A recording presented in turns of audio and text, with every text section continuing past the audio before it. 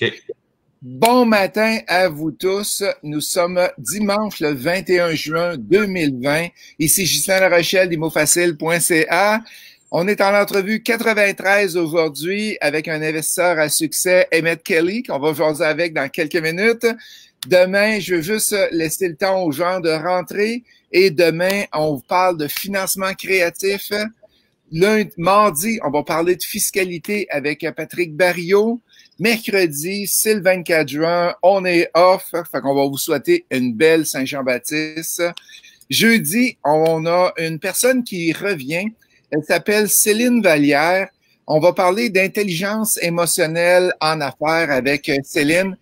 L'entrevue qu'on a faite il y a peut-être un mois a été tellement populaire qu'on la demande de revenir. Elle est avocate, elle est médiatrice aussi, Céline. Fait qu'elle a plein d'idées à vous donner.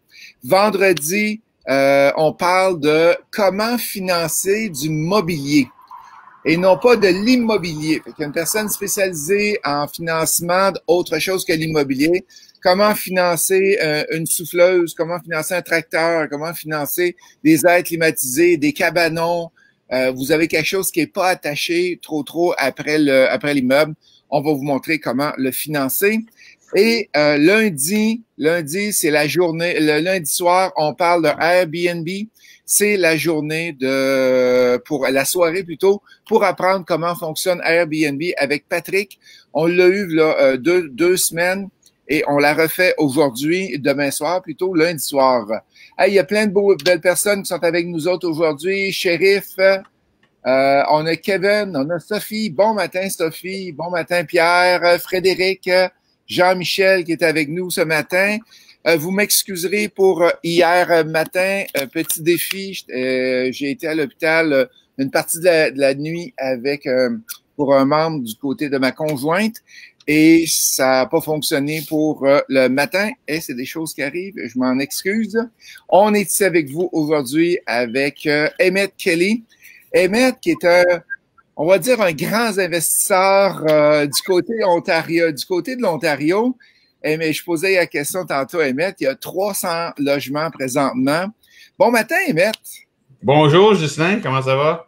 Moi, ça va très bien. Toi, je t'ai pas trop fait lever de bonne heure à matin? Non, c'est correct, c'est un peu normal ici. Et là, tu te lèves tout le temps très tôt le matin, probablement? Moi, je me lève vers 8 heures, normalement, 7h45, 8 heures. Puis tu te couches très tard. Ouais, c'est vers minuit, là, ouais. Vers minuit, OK. Moi, je suis de l'inverse. Je me lève très tôt, puis je me couche très de bonne heure. Fait que, Emmett, investisseur à succès, ça fait plusieurs années que je le connais. Emmett, peux-tu nous parler un peu de qui tu es, d'où tu viens exactement, où tu es né? Et tout ton parc est présentement en Ontario. Mais oui. J'ai peut-être 250 en Ontario puis une cinquantaine au Nouveau-Brunswick. Dans le coin de Saint John, Nouveau-Brunswick. OK, ouais. Excellent. Moi, je suis ingénieur comme toi, Ghislain, ingénieur de formation. J'ai travaillé dans l'industrie dans l'industrie d'assurance. Je faisais des inspections de bâtiments, des inspections de business, des inspections c'est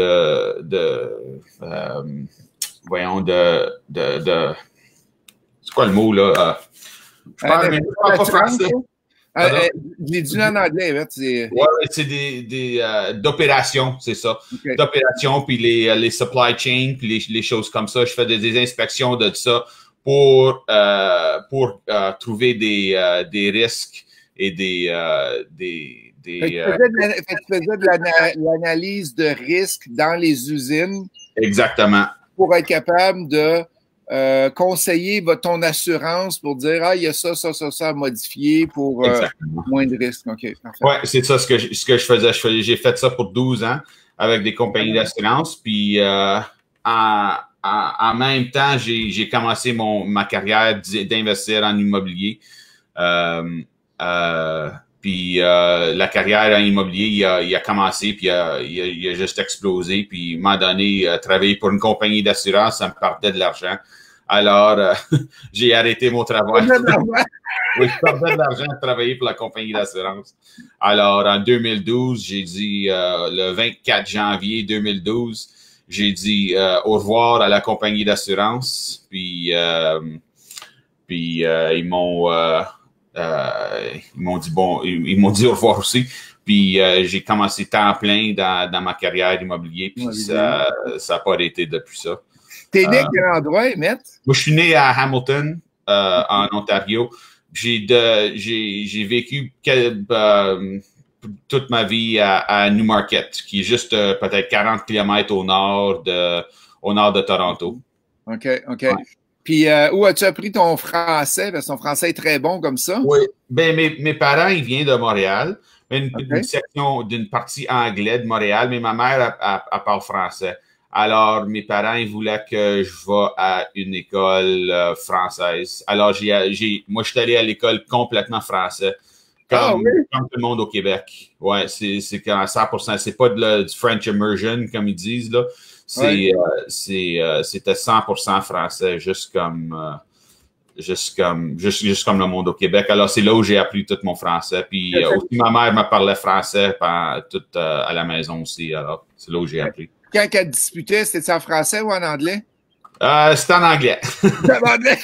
Oui, c'est en anglais. Mais moi, quand j'écris, c'est drôle parce qu'Elisabeth, ma conjointe, elle rit des fois à mon écriture parce que j'écris avec des mots en anglais, mais ma grammaire, c'est en français.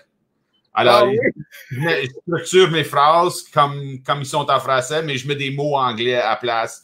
Puis quand je concentre, quand je pense là, à des affaires de mathématiques puis des choses comme ça, je pense en français toujours. Excellent. Puis tu as étudié à McGill aussi à Montréal? Oui, je suis allé à l'université, je suis allé à McGill pour mon génie en génie chimique. Puis j'ai vécu à Montréal pour combien d'années? 11 ou 12 ans. Alors, j'ai gardé mon français un peu quand j'ai resté là. Je te connais depuis plusieurs années. Il y a des choses qu'on va révéler un matin, OK? Oui, OK, vas-y. OK? Vas-y. Avant de partir avec l'immobilier, explique donc qu'est-ce que tu faisais avec les gens, avec les sites Internet. Combien tu avais de sites Internet? Comment tu faisais d'argent? C'était quoi ton principe parce que tu es une personne très créative, entrepreneur aussi. Oui, j'avais un business, ça a commencé, mais ça n'a pas... Tu sais, le monde d'Internet, ça change à chaque minute. Quasiment, j'avais des sites web pour des avertissements, pour vendre des affaires, mais c'était jamais mes affaires. C'était tout le monde, des affaires des autres, c'était des choses de reseller, puis affiliate, puis des choses comme ça. Alors, j'ai fait ça pour quelques années, mais une fois que Google, il change les règlements, qu'il change ça des fois comme ça change ton affaire. Puis là, ça a pu marcher. Ils ont tout bloqué nos sites parce qu'ils voulaient plus que le monde fasse des sites comme ça. Ils voulaient qu'ils fassent des vrais sites à la place juste des sites pour créer des sites quasiment. Ouais, je pense qu'ils appellent ça des landing pages. Ouais, des landing pages, exactement, c'est ça.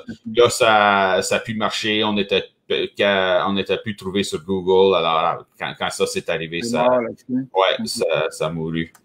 On dit souvent aux investisseurs immobiliers qu'il faut être créatif, qu'il faut être capable de déléguer. Et là, tu vas voir que je m'en vais. Quand tu travaillais en assurance, OK? Tu n'as pas embauché à un moment donné une dame qui faisait qui t'aidait dans les assurances pour faire de l'apprentissage de paperasse. Exactement. J'ai trouvé ça tellement brillant quand tu m'as conté ça il y a plusieurs années. Il dit, tabarouette, ce gars-là, il est brillant, tabarouette. Peux-tu expliquer le principe que tu fonctionnais? C'était wow.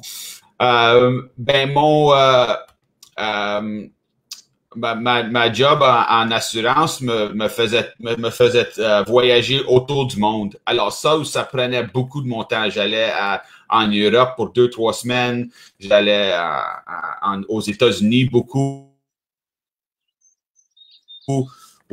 excuse-moi, pour 2-3 jours, j'allais autour du Canada. Il y avait beaucoup de voyages. Alors, c'est ça que je pouvais pas faire les affaires d'immobilier dans ce temps-là. Mais quand je revenais au Canada, ou que je revenais à la maison, il fallait que j'écrive tous mes rapports de quand j'étais parti en voyage. Alors, ce que j'ai fait, j'ai engagé une personne. Moi, je me suis fait un genre de checklist qui était, je dis, peut-être une quarantaine de pages pour que je cochais toutes les affaires qu'il fallait qu'il soient dans le rapport. Puis là, cette madame-là prenait mon checklist de 40 pages puis faisait le rapport que la compagnie d'assurance y demandait. Alors, ça a pris de l'ouvrage pour faire mon checklist, mais à la fin, ça me sauvait des heures, des heures, des heures. Elle faisait des rapports parce que c'est la madame qui faisait juste toute la dactylo, puis tout faisait ça beau, puis mettait ça dans un gros rapport. Là, je lisais le rapport quand c'était fini, puis je faisais mes changements, puis des modifications, mais c'était quasiment ça. Alors, quand j'ai revenu à la maison, j'avais comme 30 minutes d'ouvrage sur un rapport à place de 8 ou 16 heures d'ouvrage. Puis, qui payait la madame? Ah, c'est moi. C'est moi qui payais la madame de ma poche. Ah, exactement. Je me rappelle pas combien je payais. Je m'étais payé par l'heure par la compagnie d'assurance, mais j'engageais quelqu'un pour 20 $ par heure pour faire tous mes rapports, puis ça me sauvait du temps en masse. Hey, c'est incroyable. J'avais trouvé ça tellement bon, ton idée, là. C'est une des choses que je ferais différemment, c'est que je pense que avec un peu plus pas de formation, mais d'expérience. Pardon? D'expérience? Ouais, un peu plus d'expérience, j'aurais pu garder cet emploi-là aussi qui me payait un autre 100 000 $ par année ou quoi que ce soit pour faire toutes les inspections, mais ça m'enlevait de la maison, tu sais. J'étais pas à la maison, j'étais pas. OK. J'étais pas dans la business quand j'étais dans un autre pays quelque part, tu sais. Ouais, c'est ça. Puis c'est quand tu as acheté ton premier immeuble, à part ta maison, là, c'est quand? Quand as-tu acheté ton premier immeuble? J'ai acheté ma première immeuble de revenu en 2005. 2005, OK. En 2005, un de mes partenaires, un de mes meilleurs amis, on a décidé, il y avait un bloc de condo qui était mis en vente à Newmarket. Puis on a décidé d'en acheter, on a acheté un. Puis on a vu que ça a bien fonctionné. Alors on a acheté un deuxième, troisième. On était rendu à 6 dans le même bloc. Il y avait peut-être une centaine de condos dans le gros building. Puis après ça, on a commencé à acheter des townhouses. Comment on dit ça en français? Des maisons de ville. Des maisons de ville. On a commencé à acheter des maisons de ville. On en a acheté un. Là, dans ce temps-là, ce que moi j'ai fait, j'ai vu que j'ai lu un ou deux petits livres là, sur l'investissement. J'ai pas fait grande recherche à part de ça, que c'était une bonne idée. Mais j'ai dit, regarde, il faut que je m'informe là-dedans un peu plus parce que là, ça a l'air qu'on a vraiment. J'ai trouvé quelque chose qui fait de l'argent. Puis je me suis dit, regarde, ça vaut la peine d'investir dans moi, de prendre des cours, de prendre ma formation beaucoup plus sérieux. Alors, j'ai tout recherché ça. J'ai trouvé les cours de Rich Dad, je pense. C'était Russ Whitney, je pense, dans le temps. Là. Ça change de nom à chaque 2 ans, je pense, eux autres. Là, mais... OK. Puis tu as suivi ces formations-là, puis ça t'a aidé à en acheter encore plus. Une bonne petite leçon ici, une bonne morale. Mon partenaire, il a trouvé ça bien trop cher. Pour la formation. Il a dit, regarde, je peux pas payer ça. J'ai vu un livre en ligne qui était 20 $. Puis à place d'un cours de 2, 3, 4 000 $. Puis j'ai dit, mais regarde, on peut le splitter. Deux personnes peuvent aller dans le cours, on va le splitter 50-50. Ouais. Puis il a dit non. Puis il a dit non. Puis il a dit non, je veux juste garder ça. Puis lui, il a resté là. il a pas bougé il a peut-être 2-3 ans après, il s'est acheté une maison de revenus à louer. Il s'est acheté une deuxième, une troisième. C'était toujours, tu sais, un struggle, là. C'était toujours difficile. C'était toujours difficile pour lui. Lui, il avait juste 3 lui-même. On avait 6 ou on avait 7 ensemble. Mais moi, j'ai comme acheté des duplex. J'ai acheté un replex. Là, on s'est rendu à Kirkland Lake, en Ontario. Puis j'ai commencé à acheter des 5plex, des 20plex, des choses comme ça. Là, la carrière, il avait vraiment explosé. Puis lui, il était rendu avec ses 3 blocs, c'est pas des blocs, mais ses 3 maisons. Fait que le 2-3 000 que tu as investi dedans, tu en as fait acheter 200-300, puis lui, son 20 pièces, il a acheté un bloc de plus. Il était tellement cheap, mon partenaire. Il était tellement cheap que c'est pas un mensonge, là. Le livre de 20 pièces, il voulait le splitter. Il voulait que moi, je paye 10, puis lui, il paye l'autre. Voyons donc! Non, c'est absolument. Je devrais trouver le courriel parce que c'est tellement drôle. Puis j'ai dit, garde, je ne split pas un livre avec toi. On va en acheter 2. Puis,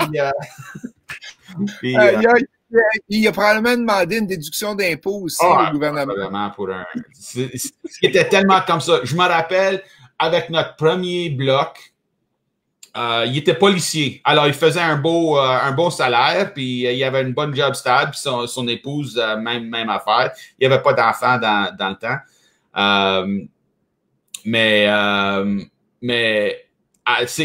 On avait notre premier bloc, notre premier condo qu'on louait, puis ça allait bien, on l'avait loué, puis il était, je pense, à la fin de la première ou deuxième mois, on a fait une compte de banque spéciale pour ça, puis il y avait comme 70 $ dans le compte de banque. Okay. Après tous les détails, après toutes les dépenses qui ont été faites, on a vu, regarde, on a fait 70 $ ce mois.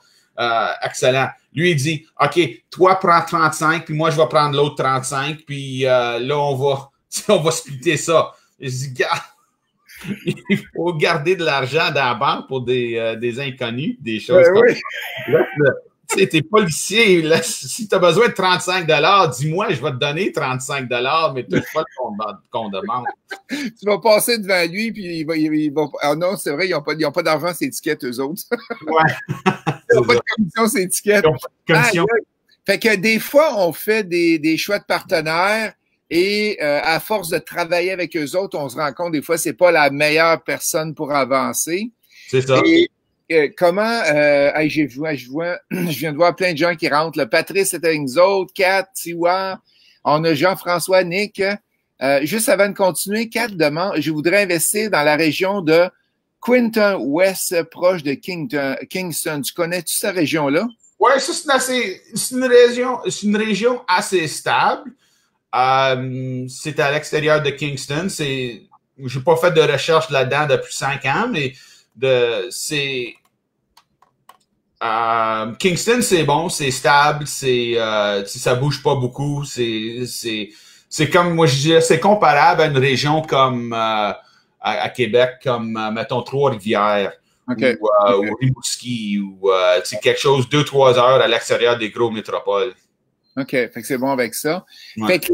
Fait que t'as choisi ton partenaire, puis souvent ça marche pas, mais t'arrêtes pas parce qu'il y a un partenaire qui fonctionne pas, là. Non, regarde, tu trouves d'autres partenaires, Puis est-ce que tu as encore des immeubles avec lui ou tu as racheté ses parts ou il t'a racheté? Ben lui, malheureusement, il a mouru de cancer en 2011. OK. Alors, on a tout vendu ce qu'on avait ensemble là, pour fermer les papiers. Oui, c'est ça. On a tout vendu. Mais on avait j'ai eu plein de partenaires à Kirkland Lake, des bons, des vraiment mauvais. Puis j'ai fait beaucoup d'amitié, puis j'en ai perdu aussi des fois. Tu sais, c'est comme ça que ça roule des fois, c'est malheureux, mais ça arrive là. Ouais, ça arrive. J'ai visité un de tes immeubles à Kirkland Lake qui est assez créatif. Qu'est-ce que tu as fait avec? Ouais. Tu me parles de l'histoire de ta résidence de personnes âgées que tu as travaillé et là, tu as une machine, on dit en français, une machine à imprimer de l'argent. Oui, ben pas pendant le COVID, je te le dis, ça imprime pas beaucoup d'argent pendant le non? COVID. Non. On avait comme 2 personnes. Là, ça commence à remonter encore, là, mais on avait 2 personnes dedans. Mais, disons, avant, 90%. C'est ça. Avant le COVID, ça imprimait de l'argent. Explique-nous, qu'est-ce que tu as fait avec cet immeuble-là? D'où que ça sort, puis qu'est-ce que tu as fait avec? Bien, la ville de Kirkland Lake, il était propriétaire puis opérateur pas une maison, mais une résidence personnelle. Une résidence de personnes âgées, merci. Oui. Mais le bâtiment, il était bâti dans les années 60. Là, il était bien bâti, mais il était bâti dans les années 60, puis il n'était pas selon les nouveaux normes qui sortaient. Il n'y avait pas assez de salles de bain pour le monde qu'il y avait dedans. Il fallait tout changer les salles de bain pour les nouvelles personnes, puis pour les nouvelles standards, je veux dire, avec toutes les choses de sécurité là-dedans. C'était pas selon les nouveaux normes. Alors, à place de faire un gros retrofit là-dessus, ils ont décidé de créer, de construire un nouveau bâtiment à l'autre bord de la ville. Alors, ce bâtiment-là, il a resté vide pour... je dirais 5 ans. Mais ça restait vide, mais ça a été bien gardé. Là. Ça n'a pas été abandonné. Il gardait la chaleur dedans, il faisait des inspections à chaque semaine, il réparait les fenêtres qui ont cassé, il tondait la pelouse, des choses comme ça. Alors, ça n'a pas été abandonné, mais ça restait vide. Alors, il y a un investisseur qui l'a acheté parce que lui, il était investisseur en résidence de personnes âgées à Toronto. Okay. Alors, il a vu le prix qui était, je pense que c'était quoi le montant? Je pense que c'était 200 000 ou quelque chose de... quelque chose d'alentour, oui. C'est 4,5 acres avec un bâtiment de 40 000 pieds carrés, puis avec 70 chambres, puis il a payé 200 000 pour ça. Là, lui, il a dit, regarde, c'est à Kirkland Lake, ça va prendre tellement pour rebâtir l'ascenseur, puis toutes les choses comme ça que tu as besoin. Alors, lui, il a juste laissé ça aussi.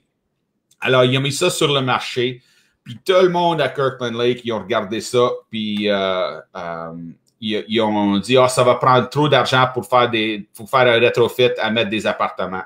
Parce que là, Kirkland Lake, ça explosait avec toutes les mines qu'il y a dans la région. Alors, ils ont dit, tout le monde voulait mettre des blocs appartements là-dedans. Ça n'a jamais marché. Ça prendrait des millions de dollars à convertir tout ça. Alors, nous autres, on a regardé le bâtiment 2-3 fois parce qu'il y avait tellement de potentiel, mais je ne l'ai pas vu la première fois. Puis là, on parlait pour autre raison avec le directeur du collège dans la ville. C'est Northern College of Applied Arts and Technology. C'est ça que ça s'appelle. Puis il y a une grande réputation dans le soudage puis le welding, des choses comme ça. Alors, c'est un bon collège pour ça. Mais il n'y avait pas de résidence pour les étudiants. Il n'y avait aucune résidence pour les étudiants. Alors, moi, j'ai dit, regarde, mais une résidence pour les personnes âgées, là, qui n'est plus selon les standards pour eux autres, mais pour des standards d'une personne... étudiant, c'était parfait. Sauf que les corridors, ils étaient 12 pieds de large à place de 8 pieds de large. Puis, il y avait des poignées partout pour le monde. C'était un peu bizarre. C'est quand ils ont bu un peu de boisson, ça l'aide à donner, c'est fort. Ça l'aide certainement. Alors, on a tout peinturé, on a tout fait ça. On avait une entente avec le collège pour des garanties de chambre. Parce que moi, je voulais pas juste rentrer comme ça. C'est rien dedans. On a négocié des garanties avec le collège et des garanties de loyer pour des autres chambres. On avait des chambres, des salles de conférence, des salles de classe là-dedans aussi. Alors, on a fait ça, puis ça a commencé. Ça n'a pas été aussi bon qu'on pensait parce que là, le montant d'étudiants, ça diminuait. dans le collège. Après ça, tu as profité des miniers qui ont été là aussi. Là, le maximum que tu as rentré dans ta résidence de personnes âgées, c'est combien de personnes? Je dirais peut-être 65, 70, là, quand on met le double de personnes il y a du monde qui veulent sauver de l'argent. Il y a 2 gars qui veulent sauver de l'argent. Puis ils se mettent 2 par chambre. Puis quand ils font ça, on charge un autre 250 ou 300 $ par mois pour mettons 60, 70 places. À combien par mois? Mettons la moyenne, c'est 650 ou 650 $ par mois. Sophie, tu peux-tu me faire le calcul, s'il vous plaît? J'ai comme une adjointe qui m'aide tout le temps à chaque matin. Ah ouais? Le calcul de 65 fois 650 par mois, juste pour savoir mensuel et annuel comment ça donne, ça doit être assez incroyable quand c'est tout plein. Hey, on a des questions de Catherine Kat qui nous demande, c'est quoi la différence entre travailler au Québec, faire de l'immobilier au Québec, faire de l'immobilier en Ontario? Il y a des différences. Moi, je dirais que c'est un peu subtil. Quand le plus important, ce serait la loi la RBQ, CCQ. Oui, la RBQ. Ouais, en Ontario, c'est le Residential Tenancies Act. Puis, il y a des différences assez importantes dans ces documents-là. Mais acheter la maison, faire les calculs, faire les analyses des bâtiments, ça, c'est la même chose n'importe où au monde. Regarder tes revenus, c'est regarder le risque versus le reward qu'on peut voir là-dedans. Moi, je dirais que c'est pas grande différence si on est à Californie ou en Brésil ou en Ontario ou au Québec. Il y a juste va avoir des lois de locataires là, qui vont être différents, mais ça, il faut que tu t'informes un peu là-dedans, mais à part de ça, c'est le même type de bâtiment, il n'y a pas de grosse différence. Puis tantôt, tu parlais du Tenancy Act, c'est la régie du logement. La régie du logement. La régie du logement, Tenancy Act. Nous autres, au Québec, on a les entrepreneurs qui sont régis avec le ARBQ, oui. ARBQ et la CCQ, la Commission de construction du Québec. Est-ce qu'il y a ça ici aussi en Ontario?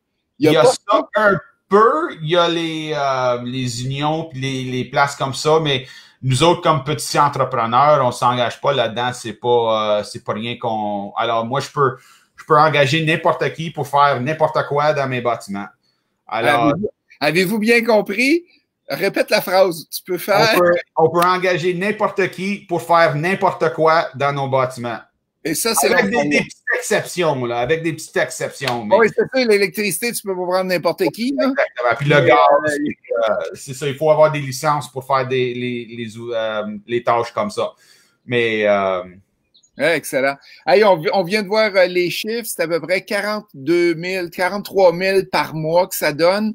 Et regardez bien, 507 000 par année.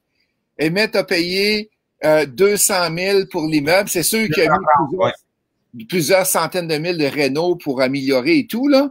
Mais assez incroyable. Fait que des fois, il faut prendre des immeubles qu'on pense que ça fonctionnera pas et on le convertit en d'autres choses. Mm-hmm. Merci, Emmett, pour ça. On a Nick qui nous demande quelle est la différence entre investir soit Québec, Ontario et le Nouveau-Brunswick. Tu as 50 logements au Nouveau-Brunswick. Pourquoi être là-bas? Ça doit être la rentabilité. Et c'est quoi la différence? La rentabilité, puis encore, ça fait un peu pour le risque versus le reward. C'est quoi le mot pour le reward? La récompense. La récompense. Le risque versus la récompense. Au Nouveau-Brunswick, les lois de locataires sont plus en faveur du propriétaire à la place du locataire.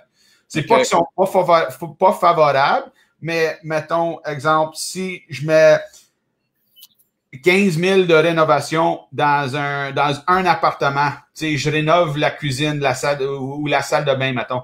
Je fais une grosse rénovation là-dedans. Mais là, au Nouveau-Brunswick, avec 90 jours d'avance, moi, je peux dire à la personne que moi, j'augmente ton loyer de 700 $ par mois à 1000 $ par mois.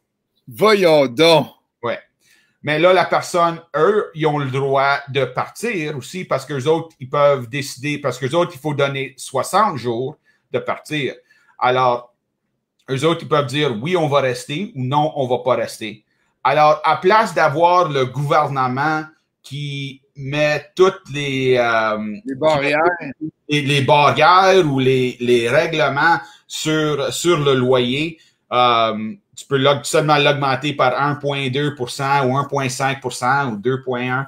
À place d'avoir ça, tu peux faire n'importe quoi, mais c'est le marché qui va décider. Si toi, tu veux rénover une cuisine, mettre 15 000 $ puis augmenter ton loyer par 300 $ par mois, est-ce que le marché dans cette section-là de la ville peuvent tolérer un loyer de 1 000 $ par mois? Ou est-ce que la personne va juste partir puis aller quelque part d'autre pour 700 $ par mois? Wow! Hey, si vous aimez l'entrevue, donnez un petit pouce ou du cœur, envoyez un cœur à Emmett.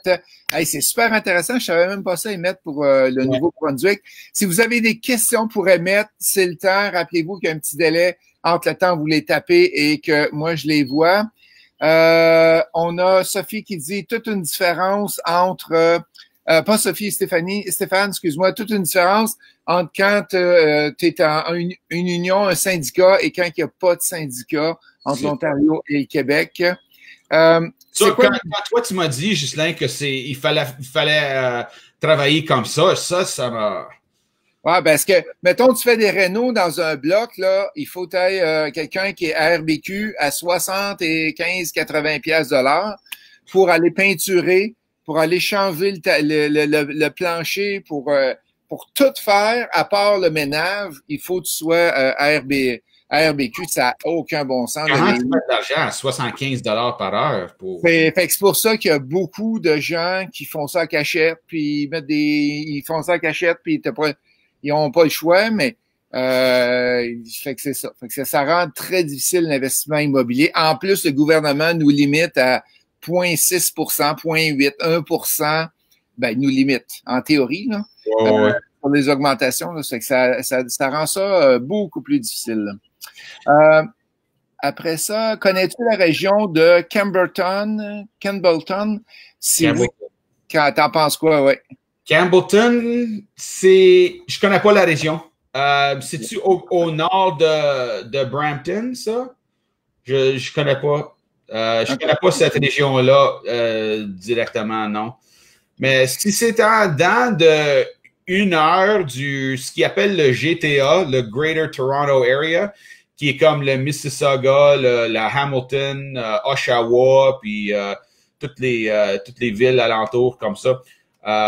Si c'est en dedans d'1 heure du GTA, moi je dirais que c'est pas une mauvaise, juste gros vue, mais c'est pas une mauvaise investissement.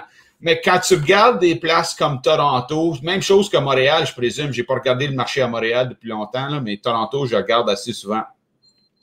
Si tu achètes plus pour l'appréciation du bâtiment que le cash flow. Oui, exactement. Exactement. Quand tu investis dans les petites villes comme nous autres, on investit comme des villes de 10 000, de 15 000, de 30 000, c'est plus le cash flow que tu vas t'en profiter, puis pas l'augmentation de la valeur du bâtiment. Le cash flow, ça change pas aussi tant que la valeur. La valeur peut faire ça dépendamment du marché. Là, le COVID, on va voir un petit lag, là, mais il y a du monde qui prédit que le marché en immobilier va baisser. Puis, en tout cas, là, c'est... puis, tu es aussi... avec ces blocs-là, il faut que tu les achètes plus au cash ou le leverage, comment on dit ça? L'effet de levier est moins grand, là, parce que moins tu as d'effet de levier. Exactement. Puis, là, présentement, es-tu en train d'acheter présentement encore avec tes 300 portes? Oui, on est toujours en train d'acheter. On est en train d'en vendre puis en acheter. C'est toujours... On est plus à Au début, en année 2000, mettons 2010 à 2015, là, c'était achète, achète, achète, achète. Là, on est rendu comme, OK, on en achète deux, trois, on en vend deux, trois. On garde ça stable, mais on essaie d'améliorer le portfolio de building, de faire un peu de ça, d'en vendre, puis d'en acheter, puis d'en vendre, puis d'en acheter. Okay. Puis tu y vas, qu'est-ce qui détermine que tu vas vendre un immeuble? Est-ce que c'est la qualité des locataires, la qualité de l'immeuble ou c'est tout simplement la localisation? C'est qu'on achète toujours des buildings ou des bâtiments avec... on ne paye pas pour le potentiel, mais on achète des bâtiments avec un gros potentiel. Okay. Alors, ce que j'explique, là, le bloc de 12 appartements, qu'on va avoir dans un 10 jours avec un partenaire. Mais celui-là, c'est un bloc terrible. Puis c'est un bloc c'est plein de drogues, c'est plein de... il y a un policier qui a été... tiré? Non, pas tiré, mais stabbed. Poignardé. Ouais, poignardé. Il y a un policier qui a été poignardé là au mois de mai. Puis, tu sais, c'est un bâtiment terrible pour la violence. Puis, aïe, aïe! Et c'est pour ça que quand on l'achète, on le veut vide. On veut pas personne là-dedans. Puis, c'est ça. Là, on va le rebâtir. Parce qu'on voit qu'il y a deux manières. Ça, c'est important pour le monde de connaître. Ils ne voient pas ça souvent. Il y a la manière d'améliorer un bâtiment, de l'améliorer en construction, comme de rénover, de mettre une nouvelle toiture, de rénover les cuisines, les salles de bain, des choses comme ça. Mais aussi des manières administratives de faire des améliorations au bâtiment que le monde ne voit pas assez souvent. Alors, un bâtiment comme ça qui ont des loyers de 400 $ par mois, tout inclus, on va rénover ça, on va mettre des bonnes personnes là-dedans, on va louer un terrain vide à l'autre côté de la rue pour avoir du stationnement. Parce que là, si tu n'as pas de stationnement, tu vas seulement louer à des personnes qui n'ont pas d'auto. Alors, quand ils n'ont pas d'auto, c'est un différent clientèle qu'on attraque. Okay. Alors, on améliore les bâtiments administrativement. Moi, je le dis, c'est administrativement. On change les locataires, on change la réputation du bâtiment aussi. Puis, on a fait ça plusieurs fois. On est reconnu à Kirkland Lake pour faire des transformations comme ça. Chaque fois qu'on en fait, on apprend. Alors, ça, c'est la première fois qu'on achète un bâtiment vide. Alors, ça va être une leçon pour nous autres aussi. OK. Puis, as-tu pas mal de réno à mettre dedans ou pas beaucoup? Moi, je dirais entre 150 et 200 000. OK, parfait. Est-ce que tu peux nous donner une idée du prix que tu payes? Ou, le prix, c'était 350 000. Parouette pour un 12 logements. Mais c'est 10 résidentiels puis 2 commerciales, mais c'est 12. On l'aurait mis à Montréal, on l'aurait mis à Québec, on aurait demandé à Stéphane, à Nick ou à Sophie, « Hey, embarquez-vous! » C'est plein de drogués, il y a eu pas des meurtres, mais quelqu'un qui a été poignardé là-dedans, la police est là tous les soirs, tout le monde aurait reviré de bord ou à peu près. Fait que toi, tu te spécialises dans ce domaine-là. C'est quoi le déclencheur qui va faire que tu vas vouloir vendre? Ben, quand on l'améliore, on va au moins, ou sinon, le vendre ou le refinancer. C'est ça qu'on va le faire. Alors, normalement, on va le vendre. Alors, ça va être un projet de, mettons, 2 ans, 3 ans. Alors, ça va prendre, mettons, 6 mois pour les rénovations. Ça va prendre un autre 6 mois pour repeupler le bâtiment, pour mettre un autre 10 ou 12 personnes là-dedans. Oui. Puis là, je dirais un autre an et demi pour stabiliser les dépenses puis les revenus pour un acheteur pour voir, OK, voici les derniers 12 mois maintenant quand le bâtiment est occupé. Puis là, avec ces revenus stables comme ça, on peut avoir une bonne indication du prix du bâtiment. Mais puis moi, je dirais que ça va être environ entre 700 000 ou 750 000. 750 000, une fois que tu l'as tout rénové. Ouais. Fait qu'en 2 ans, tu vas aller chercher 350 000 plus 150, ça fait 400, pas 400, 500. 500. Ça doit te faire un 200, 250 000 de profit. 250 000 là-dessus, c'est ça. Ouais, ça, c'est un immeuble, puis t'en fais plusieurs par année, là. Ouais, c'est ça. Wow, excellent. Puis, si tu avais quelque chose à recommencer dans ta vie, là, puis tu referais exactement la même affaire, et tu n'as pas le droit de dire le mariage avec Elisabeth, OK? Autre chose. Non, ça, je ne le changerais pas. Que tu referais exactement la même affaire, que ça a bien fonctionné, juste pour aider les gens à voir. Moi, je mettrais un plus d'emphase sur la vitesse des rénovations. Moi, quand on a commencé, on a vraiment dit « Ah, on va le rénover, tu sais, quand le temps il est bon, puis qu'on a du temps, on va le rénover. » Mais tu n'as jamais le temps. Alors, il faut juste commencer tes rénovations puis les faire. Parce que là, ce qui est arrivé à nous autres, c'est qu'on achetait des bâtiments à des très bons prix. Le meilleur prix, j'ai acheté un bloc de 5 appartements pour... Es-tu prêt? Pour 5 000 $. Hey! Puis j'ai eu le vendeur, il a financé le bâtiment pour 5 000 $. Alors, j'ai payé. Il l'a financé pour 1 an.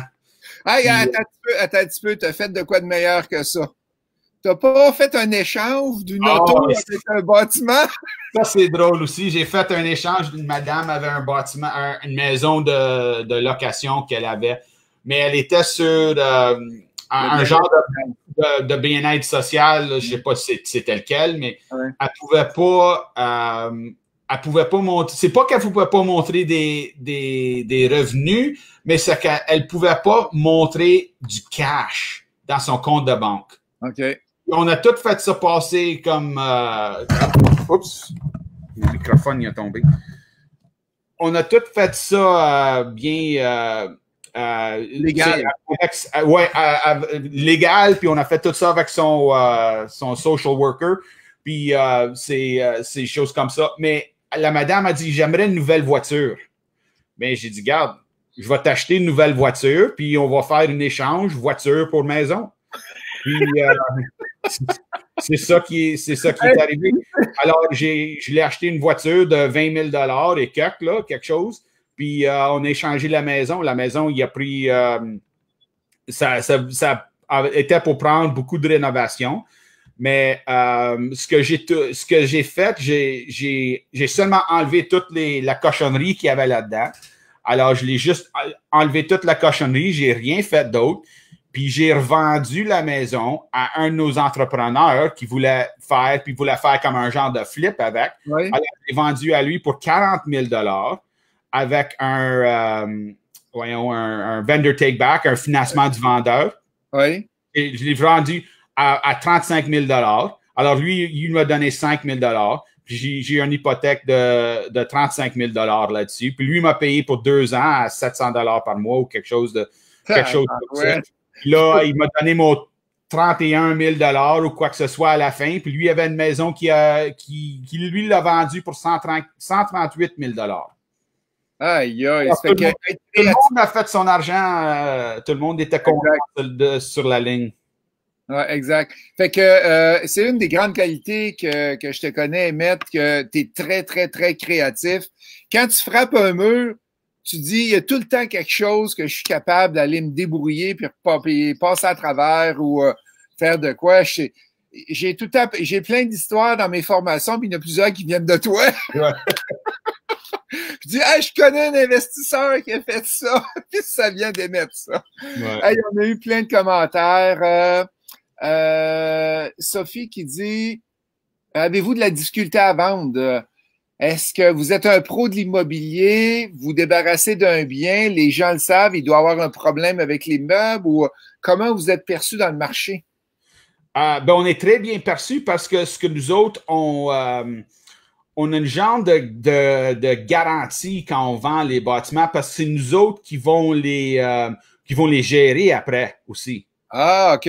On reste dans le portrait. Alors, si, mettons, on répare la toiture ou quoi que ce soit, puis là, il y a toujours une fuite qui se passe, mais c'est nous autres on le répare gratuit selon une genre de garantie là-dessus. Alors, c'est comme ça qu'on reste toujours dans le portrait de l'immeuble. On fait juste pas le vendre à quelqu'un, puis là tout c'est ton problème. Alors, on reste dans le portrait, puis on travaille avec le monde, puis on le gère ensemble. Puis les locataires, ils connaissent même pas ce qui est arrivé en arrière de la scène.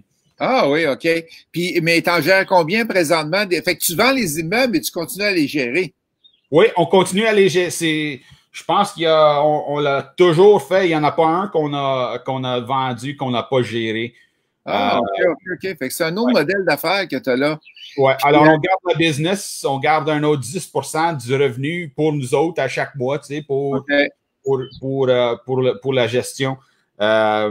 Mais il y a eu même du monde qui disent, comme ils achètent un triplex ou quoi que ce soit, des petits bâtiments comme ça, puis ils disent, OK, on va vous engager pour la gestion juste pour la première année.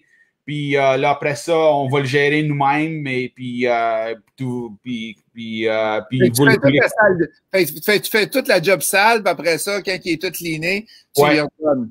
Mais ben, regarde, ça n'a jamais passé. Ah non, après la première année, il voit que au 15e du mois, il reçoit un chèque pour 1500 $, puis merci, bonsoir, il ne faut pas qu'il s'en occupe de rien. Il garde ça. Je dis, ouais, veux-tu vraiment recevoir 1900 $ par mois, mais tous les problèmes des locataires, puis toutes les tout ça vaut pas la peine. Puis il voit ça très favorable. T'en gères combien des autres présentement? On a, je pense qu'on est à 11 personnes maintenant. 11 personnes que vous gérez, puis au total, ça donne combien d'immeubles? Non, je pensais que tu voulais dire des employés. On a des gestions. On a peut-être une vingtaine pour un autre, je dirais un autre 150 portes pour une totale de 150 portes. Fait que t'as 11 ans, vous êtes 11 au total, puis vous gérez 450 portes à peu près. Ouais. Excellent. Ça inclut l'équipe de maintenance, ça inclut la gestion dans le bureau, ça inclut toute l'équipe de nettoyage. Okay. Puis est-ce que tu as des gens est-ce que tu as des immeubles qui tu fais de la location court terme avec, ou c'est juste du long terme que vous vous spécialisez? Non, là, on a changé notre modèle depuis l'année passée, c'est peut-être 18 mois. On fait du location court terme, comme un genre de Airbnb, mais pas sur le site web. Parce que là, on a vu une opportunité à Kirkland Lake. Il y a du monde, il y a beaucoup de construction dans le secteur des mines. Ils sont toujours en train de construire de quoi à l'intérieur des mines. Alors, il y a toujours des contracteurs qui arrivent en ville pour 8 mois, 12, pas 8 mois, 8 semaines, 12 semaines, 4 mois, des choses comme ça. C'est trop long pour rester dans un hôtel. Dans un hôtel, c'est quasiment 5 000 $ par mois pour une chambre d'hôtel. Mais pour trouver un appartement pour 8 mois ou 4 mois, c'est difficile à trouver des propriétaires qui veulent faire ça aussi.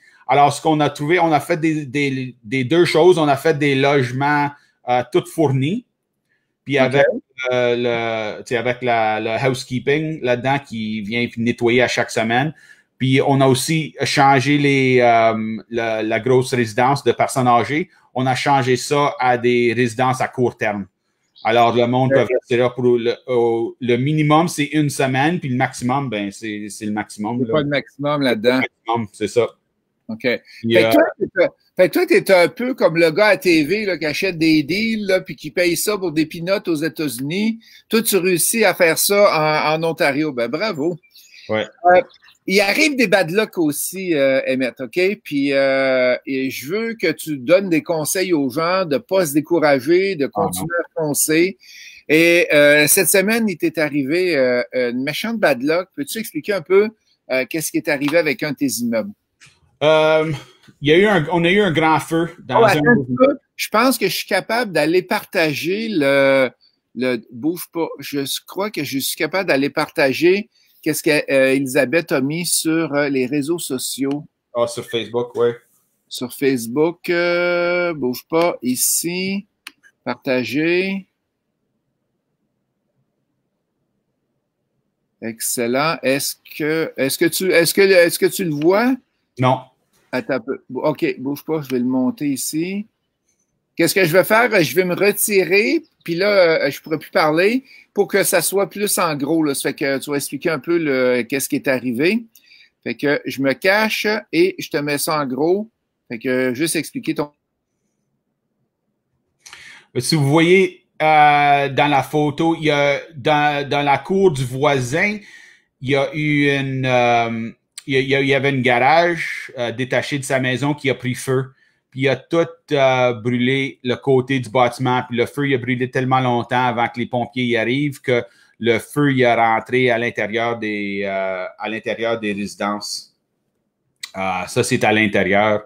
Ça a tout brûlé à l'intérieur. Il faut rénover quatre appartements au complet. On voit ici les fenêtres qu'on a mis du plywood dessus. Là, on est en train de tout enlever, la cochonnerie là-dedans, des pompiers puis ça. Alors ça est arrivé mardi vers 7h, 7h30 le soir. Puis là, ça fait de l'ouvrage, tout le monde arrête ce qu'ils font, puis on commence à se mettre sur ça.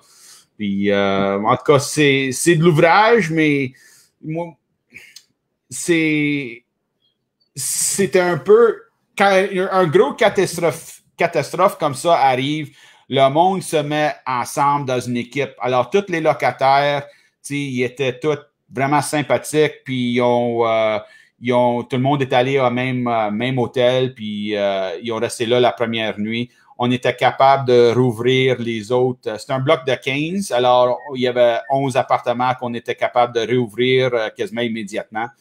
Puis pour les laisser rentrer, il y avait juste un peu de dommages de fumée là-dedans, mais rien qui évitait que le monde ne pouvait pas vivre là-dedans.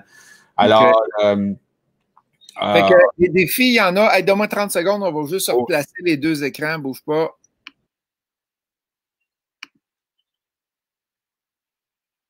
Excellent. Ça fait que on est revenu à normal. Fait qu'il faut pas s'arrêter. Et si tu avais un conseil à donner aux gens qui nous écoutent présentement, ça serait quoi pour quand il y a une bad luck comme ça? C'est pas la première fois que ça arrive, là? Non, c'est pas la première fois. Puis honnêtement, ça va pas être la dernière fois non plus. Puis, il y a des bonnes journées, puis il y a des mauvaises journées. Puis il y a plus de bonnes journées que de mauvaises journées. Puis il faut qu'on concentre sur les bonnes journées, puis on laisse les mauvaises journées dans le passé. C'est ça. Il nous reste quelques minutes avant la fin. Si tu avais 3 conseils à donner, et si en passant, si vous aimez l'entrevue, allez-y avec un pouce vers le haut. Si vous avez si tu avais 3 conseils à donner aux investisseurs, Emmett, ça serait quoi le premier conseil que tu aurais à donner pour ceux-là qui décollent, ceux-là qui veulent acheter, qui veulent aller de l'avant, ça serait quoi? Ayez pas peur, puis ayez pas une paralyse d'analyse, comme il dit. Ça se dit en français? Analyse, paralyse, ouais, c'est ça. Paralyse. Explique-le, c'est quoi ça veut dire? Oui, c'est ça. Le monde, ils veulent que tout... Mettons, il faut que tu fasses un voyage de Montréal à Vancouver. OK? Il faut que tu ailles là en auto. Mais avant que tu pars pour aller d'ici de Montréal à Vancouver, tu dis, OK, il faut que toutes les rues, il faut que tous les feux verts soient visibles sur toute la rue, tout le long d'ici à Vancouver. Mais regarde, ça n'arrivera jamais le temps où toutes les synchronisées, toutes les lumières vertes vont être synchronisées. Les lumières vertes vont être parties en même temps. Alors, il faut juste partir, puis prendre le risque. C'est ça, c'est un risque, mais prendre le risque, puis il va y avoir des arrêts selon le trajet, mais il faut allez-y, puis prends ton risque, puis lance-toi là-dedans. C'est ça que... Fait que ça serait le premier conseil. Le deuxième conseil que tu pourrais donner aux gens? Choisissez vos... c'est sûr que tu ne peux pas le faire tout tout seul. Alors, faut certainement avoir des partenaires selon le projet, selon le trajet, je veux dire. Alors, choisissez vos partenaires très carefully, très avec attention. Avec attention, avec beaucoup d'attention. Parce que c'est comme tu t'engages un mariage avec eux autres. Tu vas être là à les mauvais temps, les bons temps du bâtiment. Faites certain que tout est écrit, puis tout est bien compris par les deux personnes, les deux parties. Et un des points qu'on dit souvent, et que j'ai remarqué avec toi, c'est que au début, tu étais avec des partenaires actifs, comme moi, et maintenant, je crois que tu es juste avec des partenaires passifs. Ah oui. Certainement. Moi aussi, je suis juste avec des partenaires passifs. C'est ça. Il n'y a plus d'actifs avec moi. Là. Non. C'est les gens mettent de l'argent, ils investissent avec nous, on a l'équipe, on fait du travail, puis ça fonctionne très, très bien. C'est ça. Oui, c'est ça. Ça, c'est très important parce que quand tu as des deux partenaires actifs, il y a c'est pas que ça va comme il y a toujours plus de manières à trouver une manière de finding a solution, de trouver une solution à un problème. Mais il faut toujours avoir une personne qui est en charge. Puis quand quand tu as deux partenaires actifs, là, il y a deux personnes en charge. Puis tu as l'épouse de l'autre personne qui veulent peinturer une différente couleur. Puis ils ne voient pas les bénéfices de ci et de ça. Alors, ça, c'est des choses qu'il faut qu'on regarde toujours bien attention quand on choisit nos partenaires. Puis c'est sûr que les partenaires passifs, c'est beaucoup plus plaisant que des partenaires actifs. Oui, exactement. Troisième conseil que tu pourrais nous donner, si tu n'as pas loin? Troisième conseil, c'est, je dirais, n'hésitez pas à investir dans ton éducation. Je dis pas ça parce que Ghislain avec non. Je sais que tu y crois, mais je sais que tu y crois. Ouais, je dis ça à tout le monde. Avoir des coachs, des mentors, pas des menteurs, des mentors. Des mentors. Non, il faut éviter les menteurs. Des mentors, prendre des cours, prendre d'autres points de vue aussi. Il y a toujours plus différentes manières. Alors, ça, c'est l'autre point, là, très, très, très bon. Là-dedans, tu vas voir les investisseurs à haute performance. Eux autres, ils ont des coachs. Moi, j'ai un coach. Moi, j'ai un coach que je parle à chaque semaine. Je suis sûr que toi, tu en as un aussi. Oui, j'en ai trois, moi. Oui, exactement. Un marketing, puis un immobilier. Ouais. Exact. Moi, j'en ai un, puis mon épouse, Elisabeth, elle en a deux. Elle a deux? En personnel, puis l'autre en immobilier. Puis, je vous dis que ça change ta vie tellement vite que ça améliore. Une fois que tu prends un coach, là, tu t'en vas sur un autre niveau encore. Puis, excellent. Alors, c'est l'éducation puis le coaching, puis ça... Puis là, on ne parle pas du livre à 20$, là, hein? Non, je ne parle pas du livre à 20$. Non. Pour ceux-là qui ont manqué l'introduction avec le livre à 20$, réécoutez l'entrevue au début, vous allez comprendre ce qu'on veut dire. Christian qui demande, tes ouvriers te coûtent combien de l'heure? Ça dépend. Nos ouvriers... Oui, je dirais entre 15 et 35$ par heure. Parfait, merci. Patrick qui dit deux manières de penser avec le partenaire actif et le partenaire passif.